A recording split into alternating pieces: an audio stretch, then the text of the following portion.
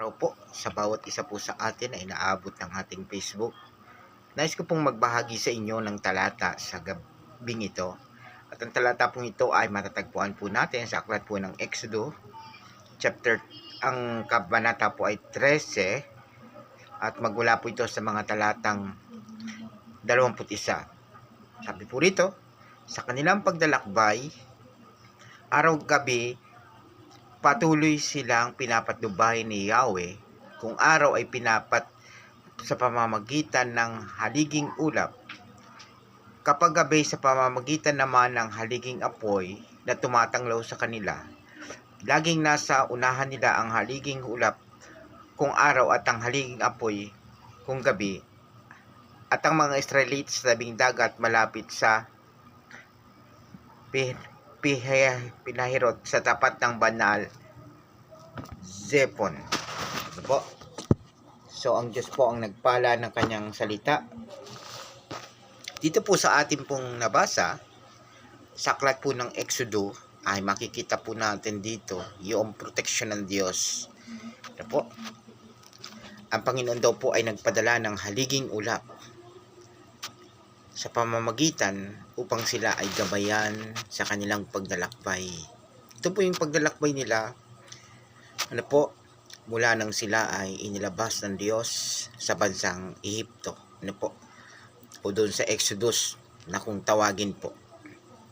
Imagine po, ang kapangyarihan ng Diyos ay ginawad sa kanila at ibinigay sa kanila ang proteksyon, ano po, upang sila po, ganun po sila kamahal at iniibig ng Diyos at pinoproteksyonan ang mga Israelita.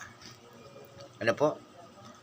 Ito po ay isang pagpapakita sa atin that the Lord moved before them. Ano po?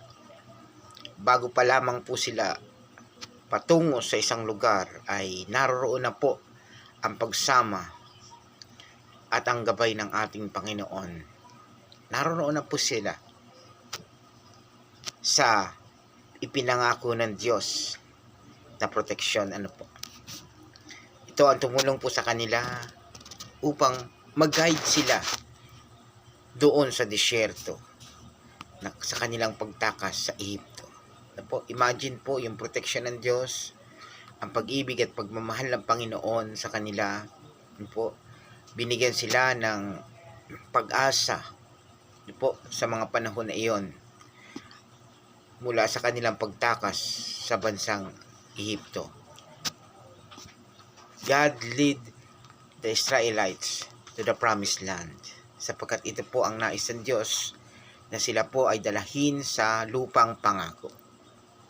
Tayo po, bawat isa po sa atin ay may magandang plano ang Diyos upang dalahin po tayo doon sa promised land na tinatawag. Ito po yung lugar na kung saan ang kasaganaan at ang pagpapala at ang proteksyon ng Diyos ay naroroon. Sabi nga po ng Jeremiah chapter 1 by verse 19, they will fight against you, but they will not defeat you, because I am with you to protect you. Ano po? Napakagandang pangako ng Diyos. Ito po ay talagang magbibigay sa atin ng encouragement. Bagamat anuman po yung pinagdadaanan nating trials, anuman po yung pinagdadaanan nating suliranin at problema, yung kamay ng Diyos, yung proteksyon ng Diyos ay naroroon po. Ang pagsama ng Diyos ay mararanasan po natin ang kanyang paggabay sa bawat isa po sa atin.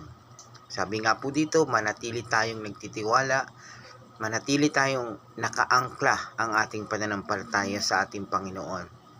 And soon, makikita po natin ang pagkilos at paggabay ng ating Panginoon Diyos. Yun lamang po. Maraming salamat po.